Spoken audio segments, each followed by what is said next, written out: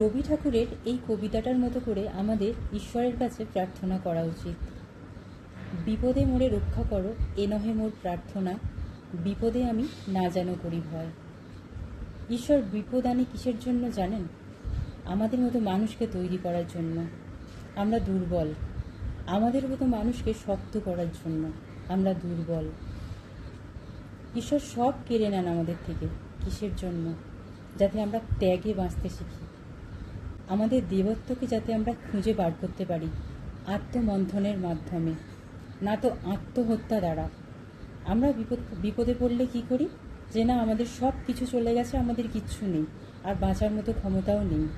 আমরা সঙ্গে সঙ্গে আত্মহত্যার কথা আগে ভেবে ফেলি, কিন্তু এটা হচ্ছে মূর্খতা। এরকম মূর্খতা করার কথা আপনারা কখনো ভাববেনই না। আপনারা জানেন না যে আমার সাথে কি কি হয়নি।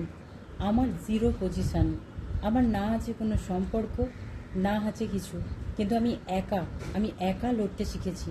আমি নিজের জীবনের নিজে ক্রিয়েটার হতে চেয়েছি। আপনারাও নিজের জীবন নিজে তৈরি করুন, নিজের ভাগ্য নিজে করুন, নিজেদের কর্ম দিয়ে, আর নিজের ক্রিয়েটার নিজে হন।